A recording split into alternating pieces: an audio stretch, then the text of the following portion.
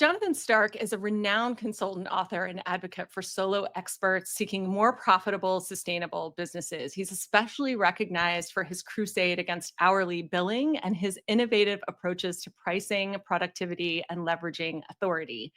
His book, Hourly Billing is Nuts, which I've read 3 times, and his popular Ditching Hourly podcast are go-to resources for solo consultants and creators who want to scale their income and live and work better. Jonathan, thank you so much for being here today. Hey, thanks for having me. Great to be here. So, for people who might not be familiar with your work, let's start out with what is so bad about hourly billing? The main thing is it puts an artificial ceiling on your income. Say a little bit more about how that works. When you first start out, you're probably not working 40 hours a week billable, and your hourly rate maybe is not what it could be. But after you've been doing it for a few years, you've raised your rate, you've got a client pipeline, and you're billing out 30 hours a week, maybe $100, $200 an hour. There's only so many hours you can work. And as your life goes on, most people are on the hedonic treadmill. Their lifestyle goes up. They spend more money every year, not less money every year. So your bills are increasing, and you start to notice, geez, I'm working more than ever. Why is that? It's because you've kind of maxed out your hourly rate. You're billing as much as you can. And the only way to make more money is to work more hours. So, it seems logical though. What's my time worth? And so it seems logical to assign a number to how this is how much time it's going to take. So, what's the big mindset shift that needs to happen to get someone from hourly billing to the next step? Well, if you think about it, that statement, it does seem logical, but is it logical? I don't really think it is, because if you, let's say you're, I don't know, an SEO consultant or something, or let's even just say a chiropractor, and it's $100 an hour for a visit to the chiropractor. You probably wouldn't pay that same chiropractor $100 an hour to reorganize your sock drawer. So is the chiropractor's hour really worth $100? No matter what they're doing, washing your dog, cleaning your garage? No. It's the service that they're providing in that expert in their expertise. When they're delivering their expertise to you, yes, that's going to take time, but it's not that amount of time or that quantity of expertise applied to you is worth something in the abstract or objectively. It's the thing that you want to get from the chiropractor appointment that's worth something. So, the quality of the chiropractor, so there can be a correlation between how good they are at the thing that you want them to do Mhm. for you and what they charge by the hour. They're going to probably go up roughly together, but it's not actually what you're buying, the time spent with your chiropractor, I assume. It's not like fun, right? It's not Disney. Right. If they could do it remotely, it would probably be better. You just want your back to feel better. So Right. how much is it worth for you to have a shot at your back feeling better for the next week or two? Like, well, that's worth $100. But that's not, you're not buying the chiropractor's time. It's just that it takes time for them to deliver the service. So it feels like you're buying their time. But really, that's not what is happening at all. What's really happening is you're spending $100 to hopefully have less pain in your back. Right. So pricing based on the outcome that the seller is making to some future outcome that you want, that's what we can price. We can price that instead of this, time component, which technically is irrelevant. Very cool. Awesome. Yeah, I love that. The time component is irrelevant. Get that out of your brain completely. So the thing that you talk about all the time is this idea of value-based pricing. And like you just said, like the pricing based on the outcome that the client is going to get. Of course, why they're reaching out to you to begin with. Right. So give me a concrete example of like what does that look like in a sales conversation or on a services page on your website? Like what is that actually, because it's so easy to just fall back in the trap of either this is what everybody else is charging, so this is what I should charge, maybe a little Mhm. lower, maybe a little higher, or this is what my hourly would be to do this, so this is reasonable. So what does that actually look like on a sales page or in a sales call? Okay, well, give me an example business, like a service business. I work with a lot of web designers. Let's start there. Okay, perfect. So if somebody calls up a web designer and says, "Hey, I heard good things about you. Could we jump on a call? I've got a web design project that I need someone to do." And you say, "Yeah, I do that," and you jump on a phone call with them. What's your hourly rate? because they're just used to that type of service being sold on an hourly basis. Mhm. And in that exchange, before you even have a sales call with them, I would say, well, I don't have an hourly rate. I would give you a price for the whole project. Would that be acceptable? And most good clients are going to say yes to that. Most clients who have experience with hourly billing, especially if it's a little bit pricey hourly rate, Mhm. they don't like it. It's basically they're signing up for some unknown amount of money to be spent on this web design project. So they don't particularly like it if the hourly rate is kind of high. If it's low, it's immaterial, so who cares? But we're talking to people who probably want to increase their hourly rates.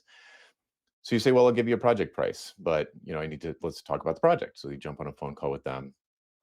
And a lot of times they're kind of in the mode where they're excited about the project. They've probably been putting it off for too long and they have all these ideas about it. And maybe they say, I want you to do this, I want you to do that, I want you to do the other. They're giving you orders about, like, I want it to be like this, and I want the logo to be over here. And it might be very specific kind of punch list of things that they want done. And I would write all that down, and I'd let them do that until they had kind of exhausted everything that they had uh, in their mind about what the project was going to be like. And then I would say, okay, great. I've got all these notes. Thanks for that. This can be very helpful. Could we step back for a second and talk about what you want this to do for you? So like, and then I would go into what I call the why conversation. This is my favorite part of your work is the why Okay. cover. This is when I read about this for the first time, it blew my mind. This is my favorite part of your work. It was such Oh, a it shifted so much of how my sales calls went and everything. So this mhm. is such a good thing. I originally read about this idea in Alan Weiss's book, Value Based Fees, but that's for management consulting. And I think I've kind of modified it for technical professions, especially software development, like my background. But basically, how it works is you ask three categories of questions to kind of uncover the value of your intervention or your engagement with the client, or at least what they think it might be worth. Why is it worth that much? And that kind of thing. It's really very uncommon for anyone to do this voluntarily. The client will generally never think like this. They're thinking about deliverables and inputs and stuff like that. Right. So good clients actually enjoy this kind of a conversation because ultimately they want to make an investment in the business. Like ultimately they want this money they're going to spend with you to down the road turn into income for them. Mhm.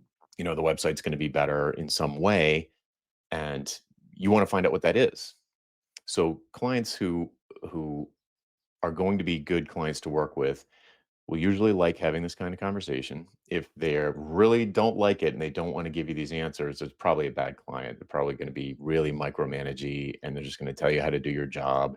Nobody enjoys that. It's like let the expert be the expert. The client's the expert of their business. You're the expert of web design. Right. Okay, great. So then I'd say, well, what do you want? Why not do this? Why not do this project? What's wrong with your current website? I saw that you had one. What's the big deal? Oh, it's ugly. Well, why is that a problem? Right. So you start to ask these questions that you would never normally ask because if you looked at their website before the sales call and it's ugly, you're like, oh, this is so ugly. I can make this beautiful. Right. And it's like, okay, you can do that, but is that going to help their business in some way? Probably. But let's get specific. How do you want your business to be helped after this is done? So if you say, okay, you say it's ugly, fine, I'll take you at your word, but how's that causing a problem for you? And they could say something like, well, my sales team is embarrassed to show it to people. I'm embarrassed to show it to people. I am always apologizing for it.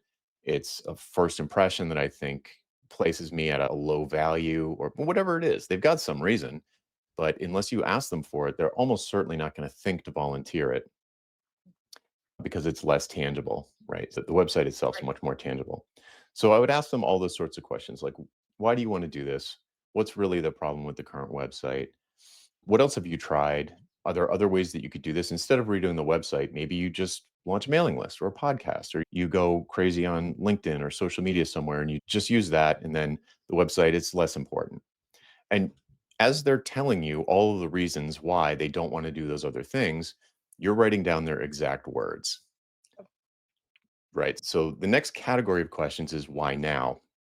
so Right. that they can talk themselves into it. Hmm. And that's why it feels so counterintuitive is because you're like, "Well, I don't wanna give the client a hard time," and I'm like, "Give the client a hard time," because then the client's like, "But no, I need you. I need your solution." It's chef's Yeah. kiss. So, yeah. Right. And it's funny because they're so unfamiliar with this kind of an approach that they'll sometimes laugh and say, or like, I'll have to use humor because it sounds like such a stupid question. It's like, you brought me in here to redesign your website, and I'm asking you, why not just keep the ugly one? I mean, you're about to give me a ton of money, and I want to leave you better off afterwards. And if I don't know what needle you're trying to move, and I just do best practices and make a beautiful website, Right, the odds are low that I'm going to hit a bullseye right, because I don't know where the dartboard is.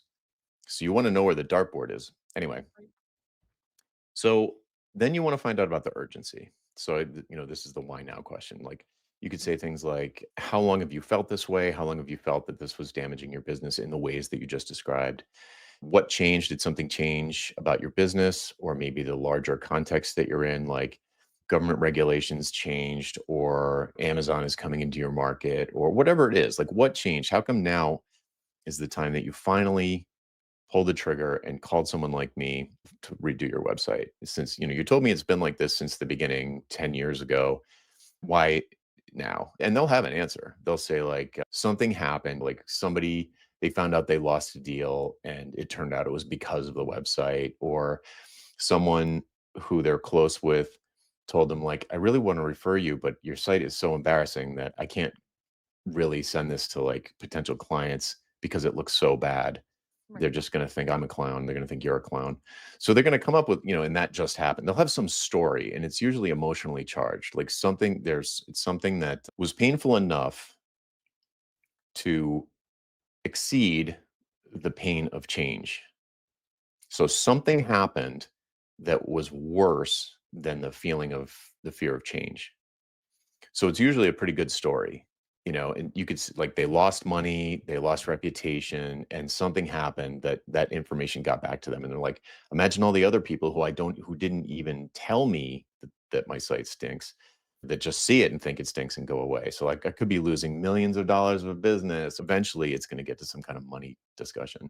Mhm. So you want to find out, why is it urgent now? What just happened? You can say things like, why not wait 6 more months? Why not, study the situation more? Why decide on a design now when you could do it later? You're going through all these business changes. Maybe you're just going to redo the thing in 6 months. So you make them convince you that they have to do it right now. And you write down everything they said. Right. And then the last one, and this is the hardest one for most people who are not used to it, but it's probably the most important one. They're all important, but this one is really important, which is, why hire someone expensive like me to do this? Right. Why not just do it yourself? Why not use AI? Why not use Squarespace? Why not use, Webflow or some template? Why not just use something simple that's going to give you all the features that you need? It'll look way better than the current one. Why are you going to drop $1 million with somebody like me to have all these meetings with you or go through the whole process? It's going to take time out of your schedule. It's going to take money out of your bank account. Just don't you have like a college student that you could hire, or maybe one of your kids or your cousin Vinny, Right. and you suggest all of the cheaper options, do it on Upwork. You suggest all of the cheapskate type of options. Mhm. And it sounds crazy to get like bonkers to do this. But if you don't do this, then when you send them a proposal with a really high dollar amount on it, they're going to be like, oh, I'm just going to get my cousin Vinny to do it. If it's going to be 50 Right. grand, I mean, come on. Right. So you want to get all of those objections out right then and find out. And this will also tell you a lot about what they're thinking the budget might be, if they get us through this series of conversations. Really, all the questions kind of lead to that. So in software development, one of the things that used to come up all the time is, I'd be building internal workflow systems for people. And I'd say, why not just hire two more people? And if they say we can't afford to hire two more people, that's a very different answer than, we can't scale that way. We want to scale like 10x, and we'd have to hire 40 people for Right. accounts receivable. And we really don't want to make that kind of investment. Now I'm like, okay, Right. there's a lot more money on the table than one or two people's salaries. Yeah. And for the web, it should be the same way, because the website, if it's for a business, it's supposed to do something. It's a part of their marketing and sales apparatus. It should be getting them leads. It should be getting people signed up to their mailing list. It should be getting their phone to ring. And people should be clicking on the call now button or the email now button or the contact me. And you could say, well, why don't you just do something cheaper? Or why don't you just, like I said, use a template, something off the shelf? And they're never going to say, oh, I didn't think of that. They're going to Yeah. say, like, I thought about that, and here's why I decided against it. Yeah. And they're going to say that for their cousin Vinny and for Wix and for all of the other options. They're going to say, I decided against all of those things. I've been half-assing it for 10 years. I've got 5 years before I'm going to retire, and I want to build the business into something that I can sell. And it's going to start with this website being awesome in these particular ways. It's like, okay, you've convinced me. I'll write a proposal for you. Right? Right. Lovely. Yeah. And so then at that point, you're probably going to have a pretty good sense. I mean, this takes practice and you need to have some business acumen, which you should always be working on. I mean, everyone watching this is running a business, whether they know it or not. So you should be familiar with the numbers that business people care about. And probably, top line, bottom line, profit, all the stuff. Right. And say, okay, you're probably going to be able to do a back of the napkin calculation based on this kind of a conversation that's going to give you a sense of what the outcome, the downstream outcome of this project is. So let's use the example of, they're 55, they want to retire in 5 years and they want to sell the business, and they just know they're not going to get top dollar with the ugly website that they have. And part of the conversation would have been, well, seriously, how much is the website design going to affect your sale price? And they're going to say something like, it could be a 2x multiple. Yeah. And then it just doesn't take a genius to find out how much a business like theirs would sell for. And so they're thinking like, this could be $1 million difference. Yeah. But now that's in 5 years, and it's a huge maybe. There's a lot of uncertainty, and the website is not the only thing that's going to contribute to that. But they do believe this is a contributing factor to that additional $1 million in sale price. Right. And this all came from them. This is not you suggesting to them, oh, well, you could perhaps sell your business for twice as much if I do a bang up job here. No, this is all you having them convince you that this is really worth the investment. Yep. So if that's all true, and say it's $1 million difference, well, that gives you a lot of room to work and say, and then at the end of the call, I would say something like, well, there's 3 different ways we could actually work together. I know you gave me this list of things that you want. Some of them probably make sense at a certain level, but I think there are other ways to do this that might be more affordable, faster, phased, longer term. There's a lot of different ways to do this. It would be okay if I put together a proposal with 3 options on it and had it to you on Wednesday. And they're going to say, yeah, that sounds great. That sounds amazing. So now you've got your notes of what they told you, give you everything you need to write a situation appraisal at the beginning of the proposal and just say, like, here's your current situation. You've got this ugly website that you think is going to nuke the value of your business when you try and sell it in 5 years. What you really want to do is have a website that does these specific things. Let's say it's an automated marketing funnel, marketing and sales funnel. Like that's a key function of the website. But there'll be some number that they are aware of that they want to improve, that they believe will lead to that increased valuation in 5 years. So you say, let's just say it's newsletter signups. So in your proposal, you'd say, what you really want is to double the rate at which you're signing up people to your newsletter, because you know that downstream that affects sales and it affects these bottom line numbers. Right. So, okay, great. That's what they want. And then you have a paragraph that says why they can't go with their cousin Vinny and they have to hire you, someone expensive like you. And it's just words from their mouth that you're saying back to them. And then based on what you think the value is and how uncertain the ultimate payoff is, you say, well, I can guarantee certain things. I'm good at what I do. There's certain things I can guarantee. The current website is so ugly that I should quit my job if I can't double the number of subscribers that land on this, that subscribe to this newsletter, Yeah. or traffic to the site, or whatever conversion that they're looking for. If Right. it's really bad and you're really good, then you're like, there's certain things I can put myself on the hook for. Like I Right. know, and not like it's going to look better and your friends are going to ooh and ah. Right. It's going to They don't care function about that. it could be That's that they true. want more referrals. The example earlier, like it was so ugly that my colleagues won't refer people to me because my website's so bad. Right. But the end result, it's not just the aesthetic thing that they're after. Right. So, I mean, they also might want it to look beautiful for some reason. Like I worked on the website for years ago for TechCrunch, and it's a media organization, so it was very important that it looked beautiful. They were very picky about how it looked, of course, but it was way more important what the numbers were going to be after it. So, design is not how it looks; it's how it works. And get to the how does this function inside of the business, and how will it improve the business such that it makes sense to give me 100 grand to redo this website and make these changes that improve these numbers in ways that I'm confident that I can improve. I love so much about this approach and your approach in general, but this in particular, because the value pricing model to before you really start trying to do it and implement it, it feels so like ethereal. Like, how Yeah, do I I charge? know. What do you mean? Like What charge, even is value? yeah, right, like, exactly. But you're taking the words and phrases directly from them, and you're using that, and it feels the opposite of sleazy. That's what I've Yeah, noticed, is that it's right. not it's about manipulation at all. Yeah, I mean, hourly billing is the sleazy one. Yes! It's like, you Yes! won't give me a price?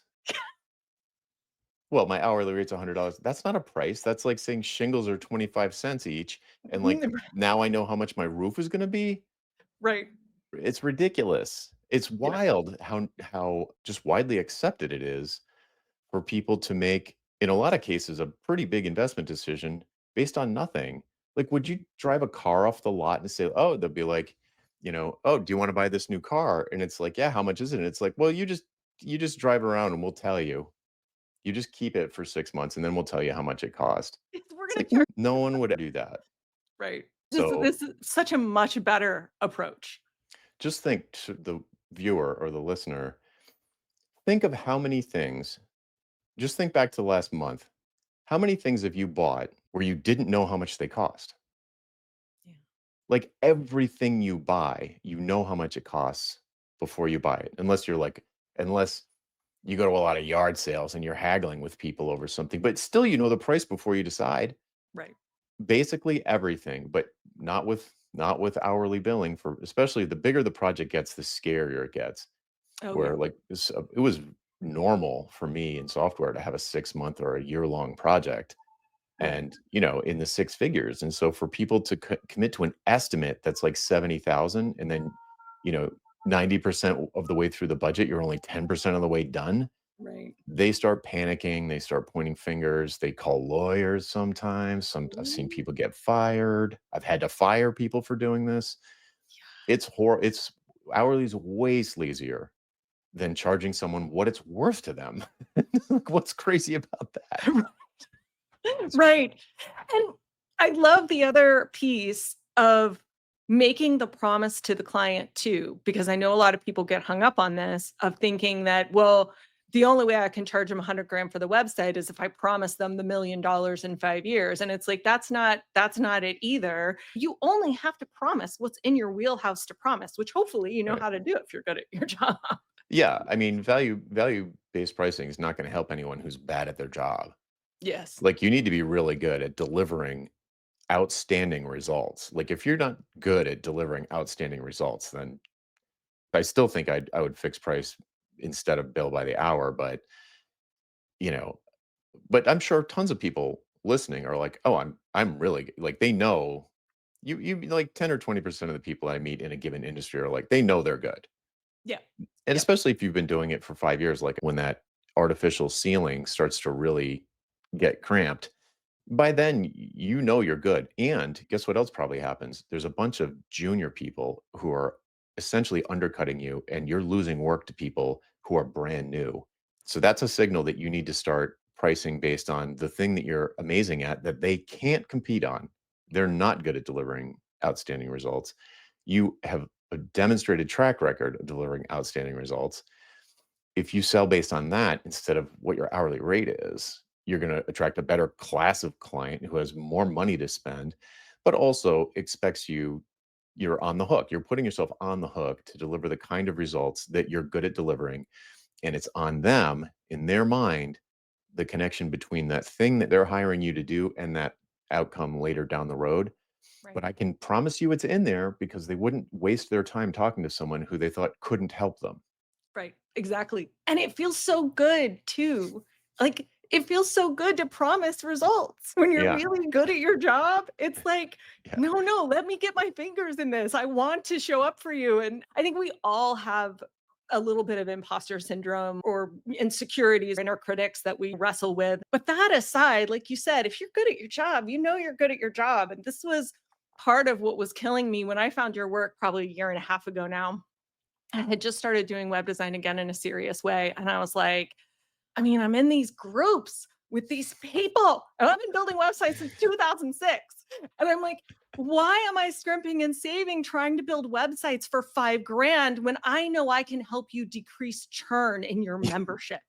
Numbers are the language of business. You have to be, I'm not saying talk about money, although you should be comfortable talking about money, but Mhm. numbers are the language of business.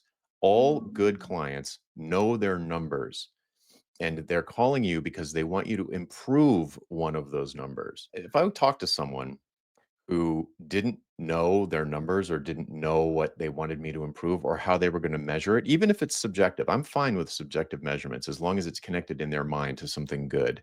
Yeah. If they don't know that, I don't know what to do. Right. Only an hourly biller can work with that person because nobody knows what to do. One of the reasons I stopped hourly billing was that it so often led to less than stellar customer satisfaction because Mm. almost without fail, it took longer than expected, it cost more than expected, and sometimes it would even exceed how much they would have spent in the first place. And I was like, I hated that. Like, I have a service, but, I waited on tables for, I was a musician for 15 years, so I waited on tables like crazy. Mm. I just like good customer service. Who doesn't like receiving good customer service? Every place you spend your money, you want to feel like glad that you did it. You want to be like, oh, you don't want to feel like, oh, I got screwed or that wasn't worth it. That Right. place stunk. I wanted to deliver that feeling, right? Right. The feeling that you get when you work at a killer restaurant that's just firing on all cylinders and just getting good press and everything. So Mm. I wanted that when I went back into software or when I went into software professionally. And I couldn't do it with hourly. I couldn't do it. So when I realized that hourly billing was nuts, part of the reason I was exploring the concept of some alternative was because I felt like there was a connection there between bad customer satisfaction and hourly billing.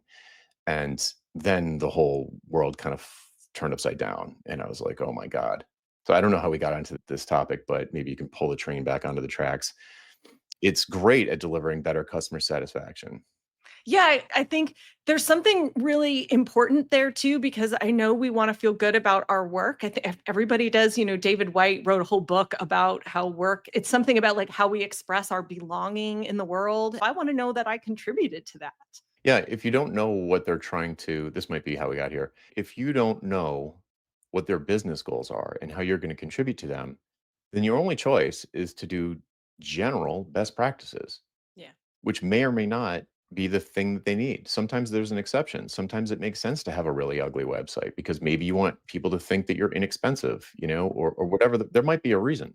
Right. So it's not always true that doing your industry's best practices is the right move or the best move for the client's goals. And if you know the goals, you're going to make much better choices on the things that you do because there's always trade-offs, so you can't do everything, so you're going to do some things, not other things. Like some things are mutually exclusive. You can't have it ugly and beautiful.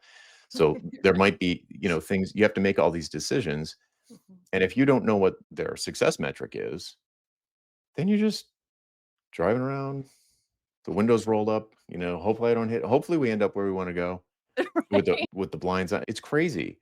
So, like, if you want to deliver better customer satisfaction, even if you don't care about the income ceiling, Mhm. if you just want to deliver customer satisfaction, doesn't it make sense to find out before you even propose a project, doesn't it make sense to find out what will satisfy the client?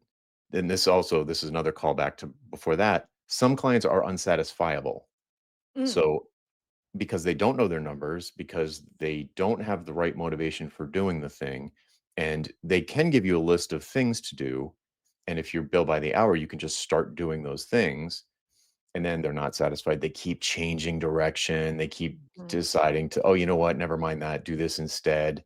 Because they don't know what they're doing. They They don't know don't know what they're why they're doing. doing Yeah. it. "Oh, now I'm gonna offer shoes for sale." Those people are unsatisfiable. So, Mhm. and this brings up another big thing about the why conversation is you need to be prepared to say, like, you know what? I don't think there's a good fit here. You cannot take every single client that comes through the door. You're not going to, if you're taking 100% of them, then you either have an incredible marketing pipeline, but you Mhm. probably don't. It's probably just you're taking anybody who comes through the door, Yeah. whether they're satisfiable or not satisfiable. And I know that's what's happening just through conversations with people, and also because things like Clients from Hell, the website exists.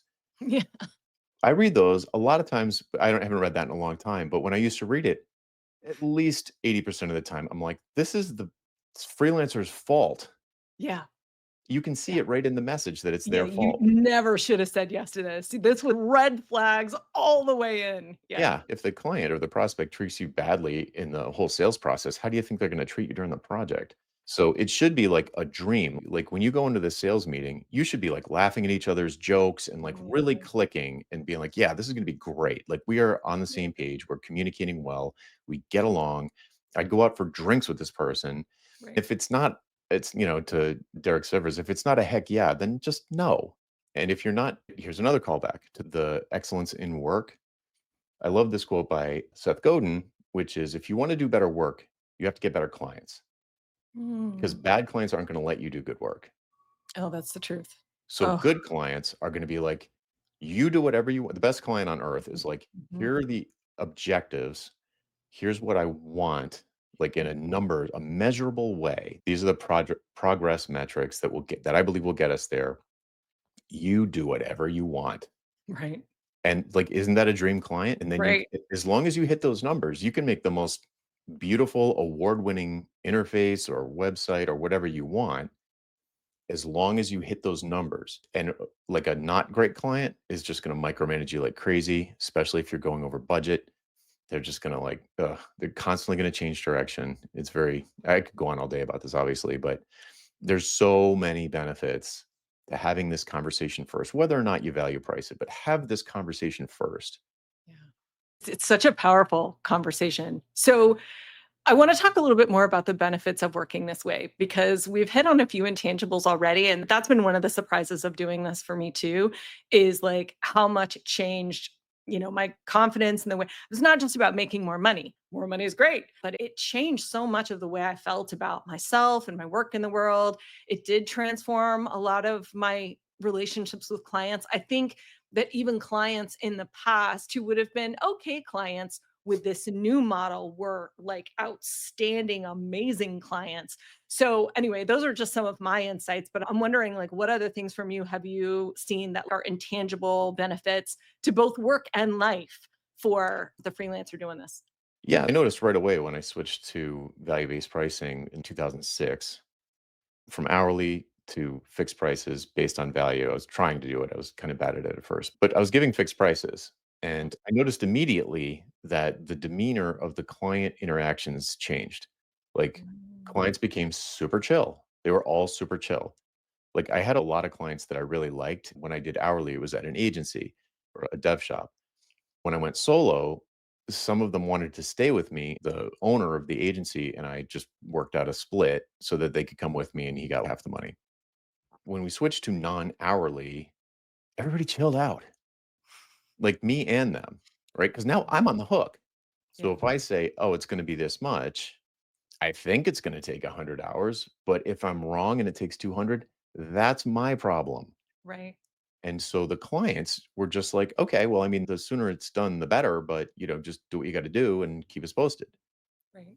And it immediately felt the pressure because now it was like I got all this money up front and I was like, oh, now I'm on the hook for this, especially when just switched over in 2006. Because I remember thinking for years when I was billing by the hour, like, I'd work on a feature or something, and then I'd be like, okay, I look at the clock and be like, okay, I log, it's like, oh, I just made $175. And every time I logged in hours, like, oh, I just made $175 or whatever it was. Right.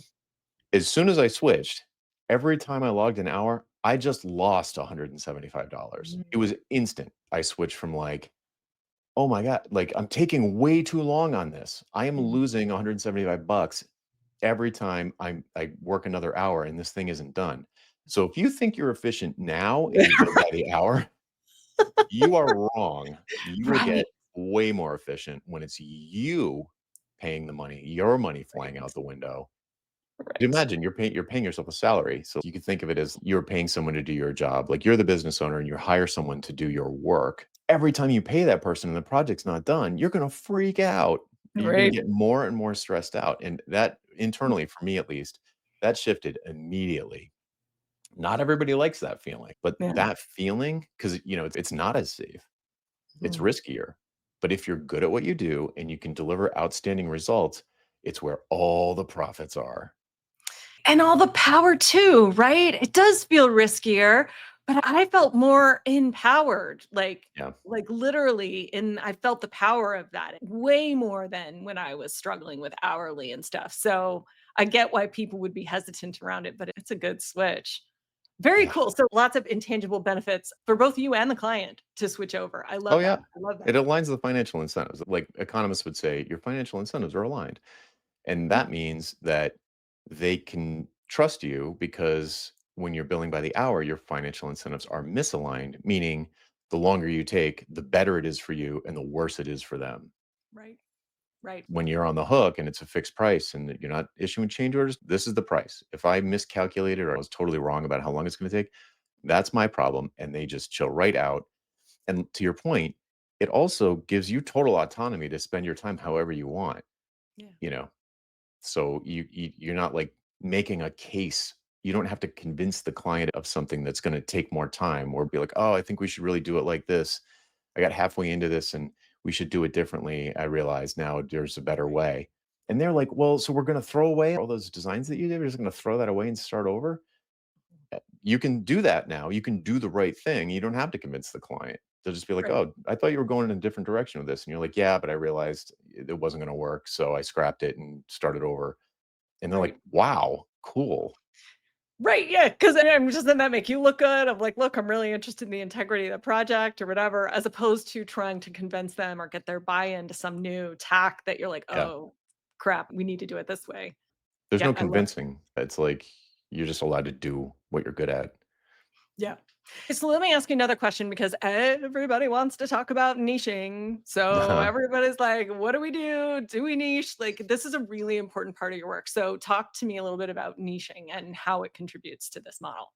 If you don't seem different to your clients, your prospects, if you Mhm. don't seem different from the next person who does web design in a way that matters to them, a meaningful way to them, they're not gonna pay any more to you than they would to they're just gonna pick the cheapest one that seems about right. Yep. It's like if you give them an opportunity to compare you apples to apples with everyone else, they're just gonna pick the cheapest apple, Right. So it's like if you aren't different in some way that matters to the client, not like you won some award or you're better than the other people they're considering, or this is my favorite one, I've got more experience than them. No one No. cares. Or I have this certification Oh, or this yeah, that's degree another or one. this one. No one cares. Yeah. No one cares. So you have to find a way to be different in a way that's credible to the people you want to work with. So where does this start? It starts with deciding who you want to work with. What kind of clients do I want? If this is hilarious. A lot of people who first get on my daily mailing list, there's one of the canned messages, the autoresponder when they sign up. There's a question at the bottom that says, "What would success look like for your business?"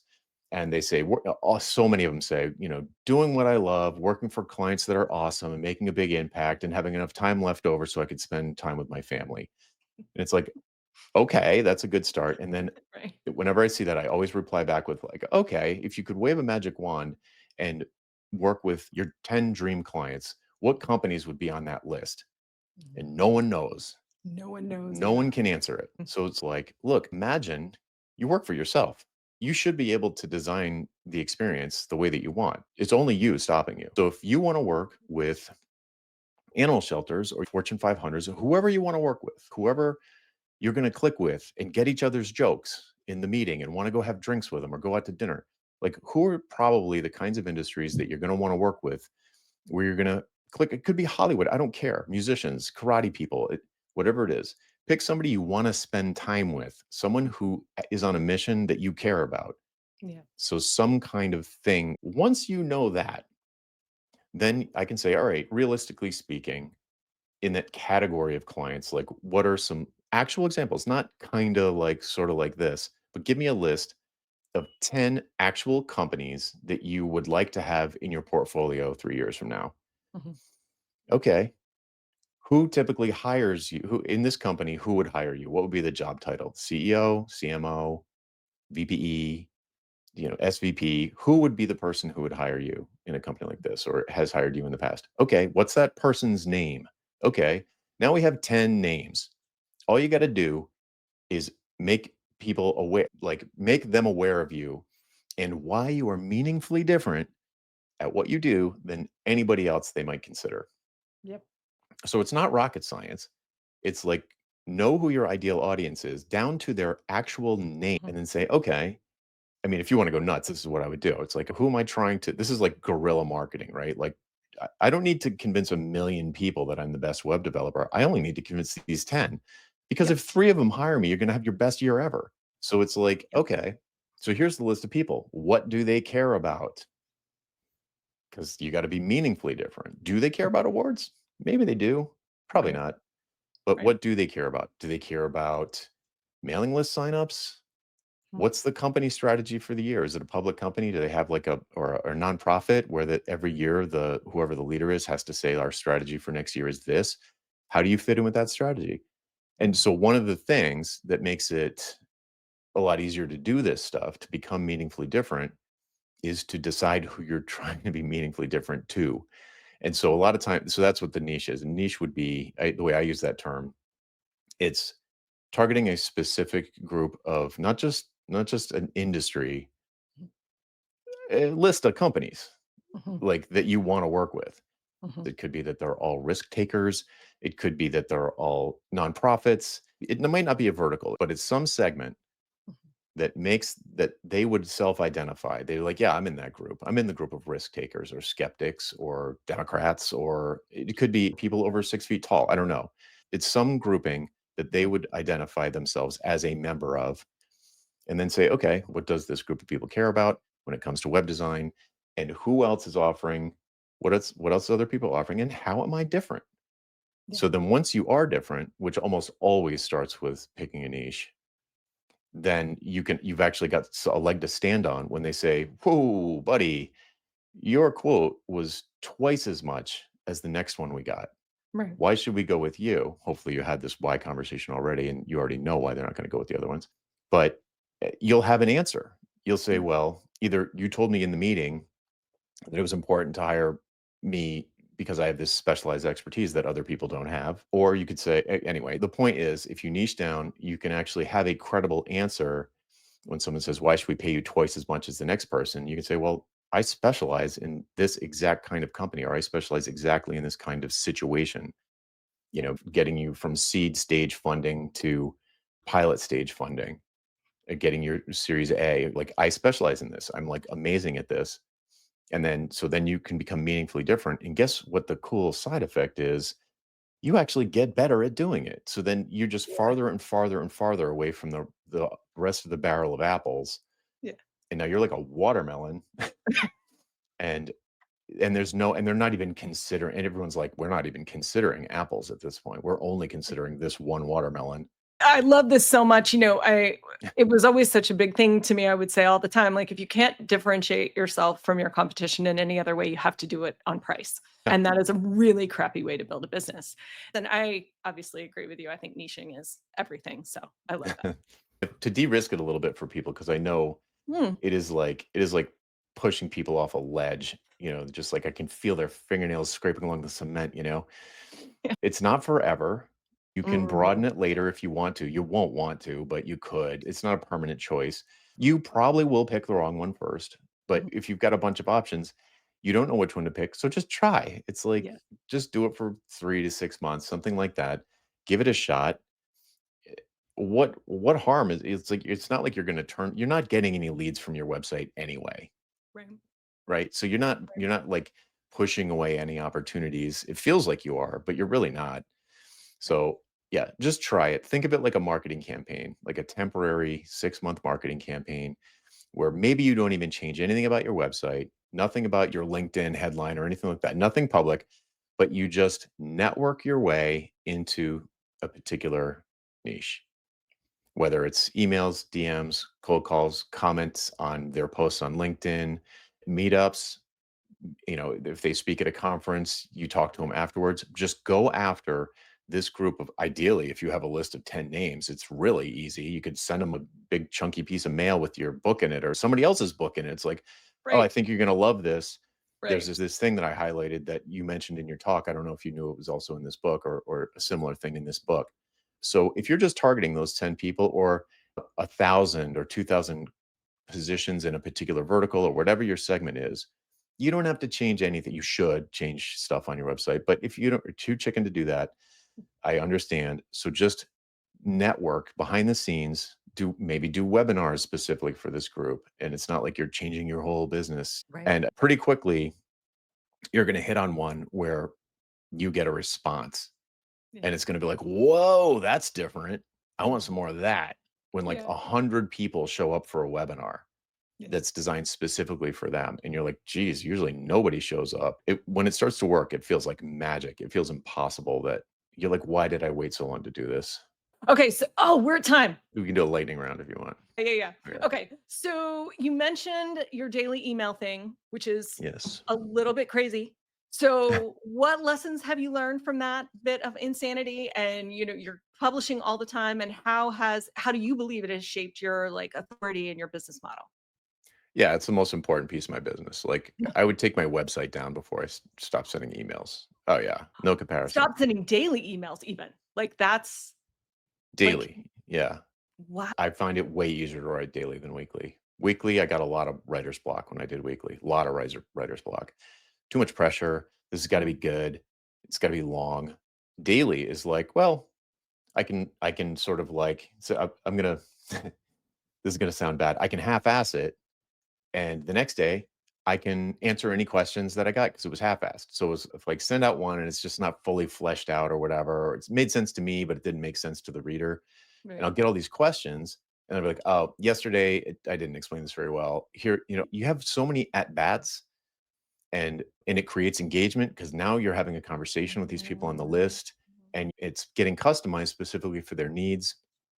On a weekly basis, it was way more like, look how smart I am, or Mhm. here's this thought piece. And I don't remember if I ever got replies to when I did weekly. It was painful. Doing weekly was painful. Daily I is hate it. much Yeah. easier.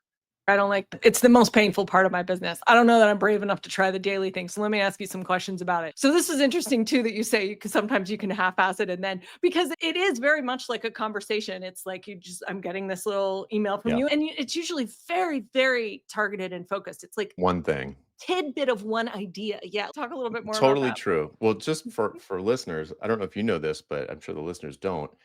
I teach a course on writing daily emails and have a Yes. podcast where a bunch of the people who write daily, I interviewed them after about a year or more of doing it. And so there's like 15 people that I go through this like short list of questions and they explain a lot of the things and there are a lot of things in common. Everyone finds it easier. Some will quit after a while, but they do find it and just stop emailing altogether. Mm, But almost everybody has the experience that it's easier to do daily than it is to do weekly or less frequently, and that ideas start showing up everywhere yeah. because your brain is just always on deadline. Like you always have there's never a day where you don't have to write an email, so your brain is like, "Oh, I see this idea," or "I had this client conversation." And they come to you a lot of times, maybe this is because I've been doing it for a while, but they come into your mind fully formed. Like Mhm. you see this metaphor in daily life and you're like, "Oh, I know exactly what I'm gonna write here." It just gets way easier that universally everyone says, and these are all thought leaders. Like these are all people Mm, who are like putting themselves out there as a thought leader in some space, whether it's web design or business coaching or pricing or whatever. They all say the same thing. I thought I knew what I was talking about until I started writing every day. Now I really know what I'm talking about. And what they mean by that is like they probably did do a good job before. It's probably didn't make them smarter, but it made them way better at communicating it. Wow. So when and this has this great side effect, which is that if you're using your email list to attract leads and maybe prospects and then ultimately clients or customers, they already like they know everything you're going to say to them. Like they already are completely indoctrinated into your worldview. And like you tell me, like, would you have any question about what it would be like to work with me? Like, Nope. no, right? So there's there are thousands of people on my mailing list that are just like that. And I've been Mhm, doing it since 2016. It's been a while, but there's mhm. tons of people on my list that know what I'm going to say, how I'm going to answer 9 out of 10 questions. But that 10th one, they really need the answer to because I can only be so specific on a mailing list. It's usually kind of general because you're talking to 10,000 people, but Mhm. when somebody has like a very specific scenario, then they'll, if you do consulting or coaching, then they're going to come and hire you because they know you have the answer. Right. That is so interesting. I'm very intrigued because I definitely Yeah. relate to how painful the weekly is. And I really identify with that piece. Like I get ideas all the time. And then it's always like, okay, well, put them in a folder that I'm never gonna look at again. And then, I Yeah. do go look at it again and I'm like, I don't care about this now. It's been a week Right. and a half. Okay, Yeah. so if I do this, I will report back. I'll put something in the description below too. But we'll see. I'm gonna ponder this. But then here's my other Listen to question. doing daily. That will give you all the tips you'll ever need. Okay. How often do you batch content? Never. I write them every day, fresh baked, right out of the oven. All Yeah. right. Okay, I mean, good. sometimes I'll do 2 right in a row because I only want to write about one thing every day and I've got like a continuation of the idea, but that almost never happens. And even when I go on vacation or something, it's easier to just write them because I have it down to a Really? science. Yeah, I can do it right on my phone. It takes 5 minutes. Easier than trying to think ahead and schedule them because I don't have a scheduler. It'd be a pain. I feel like this is probably just me imagining it, but I feel like it'd be feel less live. It would feel less live because, like, I send it Okay. out, I get a bunch of replies, I answer them. Or if I schedule like a month in advance, somebody is like responding to an email I don't even remember writing. It feels very dead. Even from the receiving end, it does feel like getting your emails, it feels very much like, "Oh, what's going on in Jonathan's What's life happening today?" today? Like, Yeah. that's part of because it does feel like even though I almost never comment or reply back or anything, it feels like I'm watching a conversation live, so Yes, that's very exactly. cool. Okay, so I can't believe we talked for this amount of time and never talked about AI, but tell me, what do you think about AI? When's it gonna take over the world? Yeah, fears, thoughts, opportunities. What you got? So I am how would I characterize this? I am so I rode the mobile wave in my software business. I had a huge success. I wrote a book about it right at the perfect time. Mm, And it carried me for a decade of like crazy high ticket consulting. mm, And there have been some hype cycle things since then, like blockchain or Bitcoin and crypto and Web3 and VR and mhm, AR. There's been all this stuff. And I pay attention to all that stuff because I'm a tech guy, like going way back. mhm, But nothing has felt like mobile until AI, until literally ChatGPT in specifically ChatGPT, when that first interface came out and blew everybody's minds. Everybody had instantaneous use cases for it. It was so different than blockchain, which was the big hype right before that, mhm. because everyone was struggling to find some use case for blockchain. Oh, maybe we do NFTs or Web3 or whatever. Right. And I found that interesting from a technical standpoint, but I was never like, I don't, Bitcoin will probably be around for a long time, if not forever. But blockchain, all that stuff is kind of like kind of a little bit of a yawn. It felt overhyped. And I Mm, think it's proven that that's true. AI doesn't feel like that to me. If anything, it's underhyped. I don't know what the time frame is, and I don't know what the use cases are. So I am using it for lots of different things.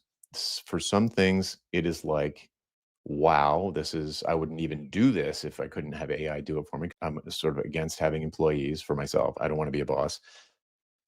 So it can do lots of things that it can do some things for me that it basically increase my productivity. And then there's some things that I would have just not done that now I can do because they're so easy.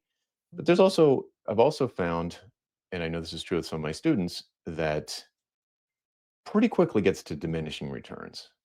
It depends on the domain that you're in, but pretty quickly you're doing as much work. Mm, time-wise as you would have the other way. yeah. So whether that's writing code or writing like I would never use it to write my emails. That'd just be silly. I use Grammarly to keep me from having like a horrible typo, Right. but I'm not using Claude or something to write a month's worth of emails. Mhm. And maybe they would be good, maybe they wouldn't be good, but that just misses the whole point of why I'm writing it. I'm writing it to clarify my thinking and have a conversation with the audience. Doing the first draft of a sales page or a Mhm. webinar registration page, oh my God, it's like the best thing ever at stuff like that. Yeah. It's really, in my experience so far, it hasn't been super great at creating something from whole cloth. Like it's much better when you give it something like this interview, for example. Mm, Probably both of us will end up downloading it, getting the transcript, pulling mhm. out what the important points were, what were the highlights, what are the snippets. It's incredible for that stuff because we were both here. We know if it's wrong. Like Right. if it botches some piece of the transcript, Mhm. we'll know. But Mhm. if we're asking it to create something for us where we're a novice, like if I wanted it to, oh, I don't know, give me let's say I wanted to run a marathon. I'm never doing that, but let's say I did want to run a marathon and I asked it to give me like a training routine Yeah. and it gave me one. It will look to me as a novice like a good training routine, but it could be completely wrong. Right. But when you're asking it to do some heavy lift, some grunt work for you, it's like in this case, you're the junior employee and you're asking it to be the senior employee. Mhm. I haven't seen good results with that. But Yeah. if you're the senior employee and you have this pile of data, oh, let's say 3,325 emails, Yeah. and you want to like pull out all of the themes from these emails and summarize them and like give me links to all of these by tag, Mhm. stuff like that, where you can actually check it and verify that the work is good.